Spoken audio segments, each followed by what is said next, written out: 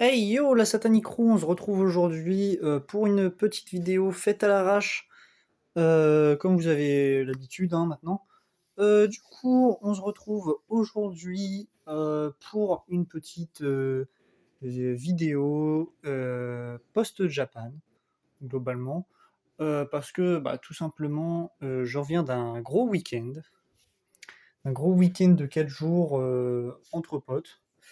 Parce que je suis en vacances, hein, mon taf c'est 2 semaines, donc j'en ai profité sur la première pour aller à Japan. Et du coup, je vais vous montrer ce que j'ai pu acheter là-bas tout simplement.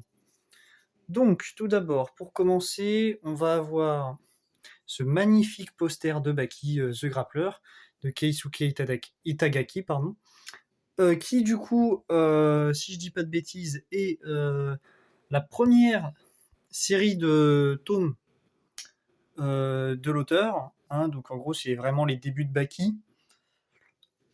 Et ce poster, je l'ai obtenu tout simplement parce que j'ai acheté les 4 premiers tomes de Baki, The Grappler, et les vendeurs ultra sympas m'ont donné tout simplement le poster.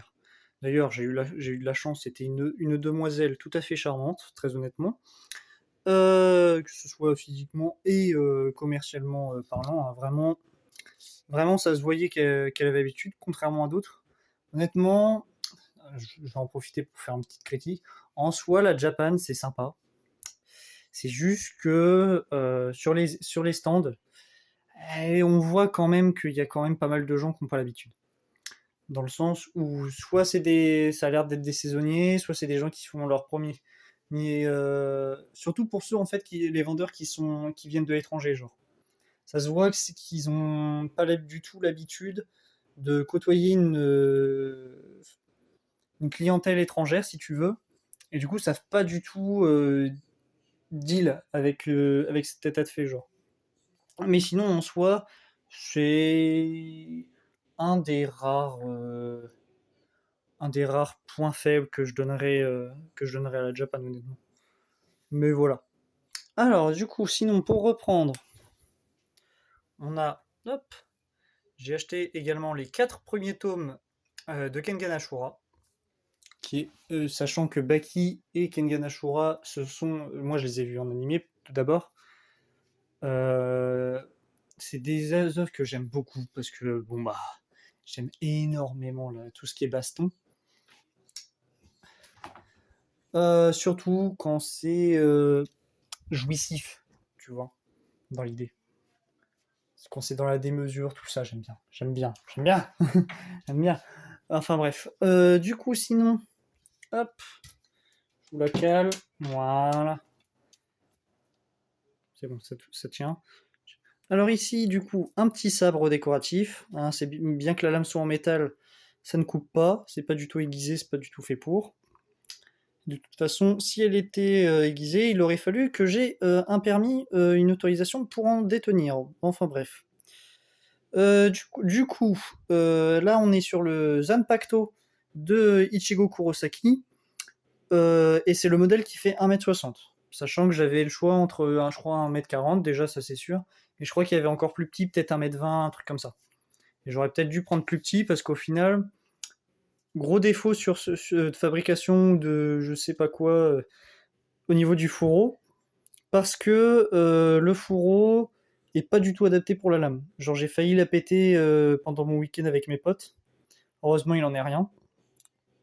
Mais genre c'est eu et là en fait comme vous voyez, normalement, c'est censé rentrer jusque-là. Et genre, pour vous dire à quel point c'était un peu kitsch, là, je l'ai gratté avec le pouce.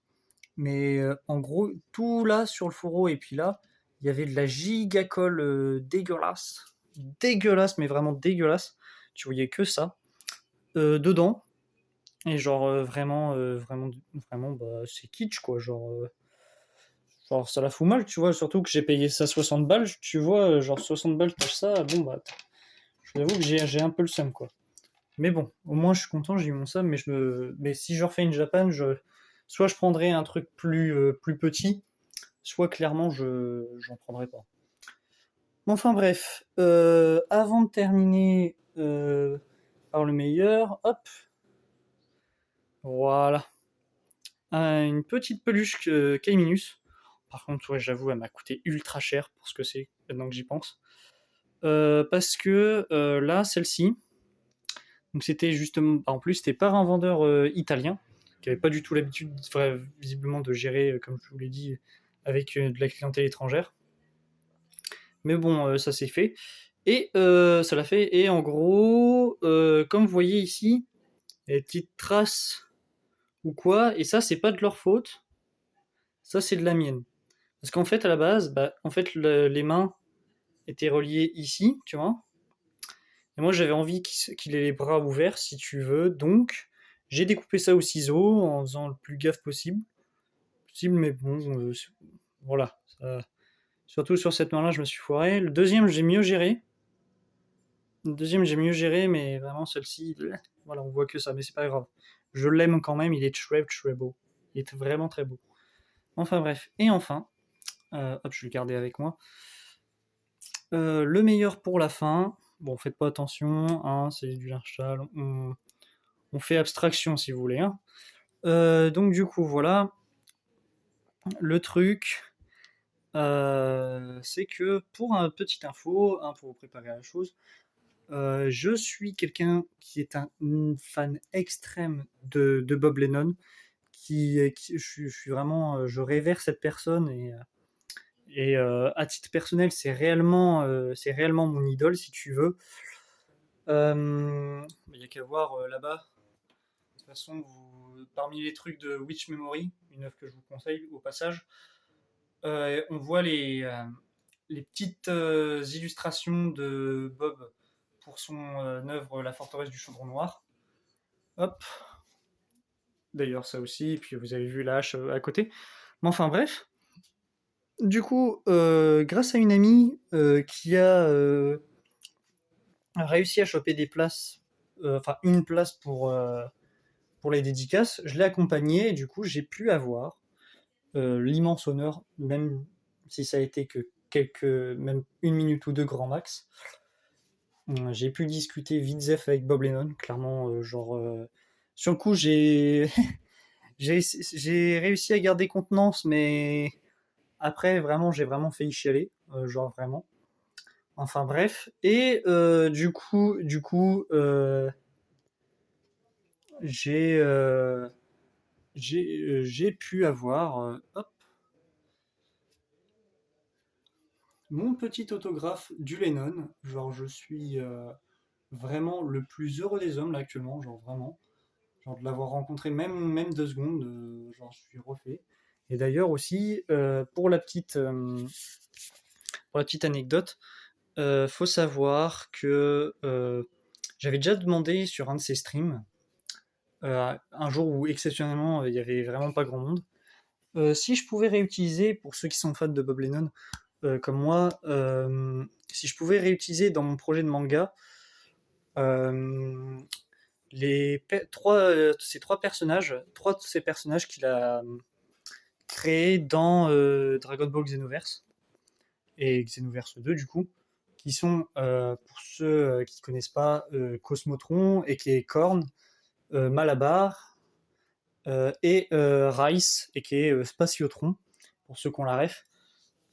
Et du coup, donc moi, il m'a fait oui, vas-y, amuse-toi globalement.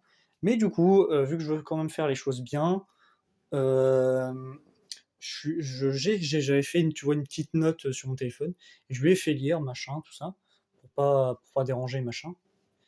Et du coup, globalement, il m'a offert l'immense honneur de me dire que, euh, en gros, que globalement, pas besoin d'avoir sa validation. Quoi que je fasse, j'aurai la validation de Boblin. Déjà savoir ça. Bon, on a un peu la pression, mais vu que j'ai un ami à moi qui est dessinateur et à qui je passe souvent commande pour les cartes design de mon manga, comme bon là c'est pas lui, mais voilà, ça c'est fait par. Je vous mettrai sûrement en description, vu que je les ai montrés, que je vais créditer l'autrice de ces dessins. Donc ça c'est fait par mon ami Hop, Jody Hops sur Insta, donc Hops comme ça, et Jody, donc D-J-O-D-D-I-E. Voilà, de toute façon, vous allez la trouver assez facilement. Ou tout simplement, vous allez sur mon Instagram que je mettrai aussi en description. Et voilà, tout simplement. Mais enfin bref. Du coup, voilà. Enfin bref, que je reprenne où j'en étais. Donc en gros, voilà, il m'a fait l'immense honneur de me donner la validation. Et avec mon ami dessinateur, bah du coup, dès qu'il aura fini la commande là que je lui ai déjà passé avant, on se mettra directement après sur les chara design des trois. Voilà. Bon bah du coup sur ce, voilà qui clôture notre petite vidéo post-Japan, post-gros week-end. Je vous souhaite une bonne journée et je vous dis ciao.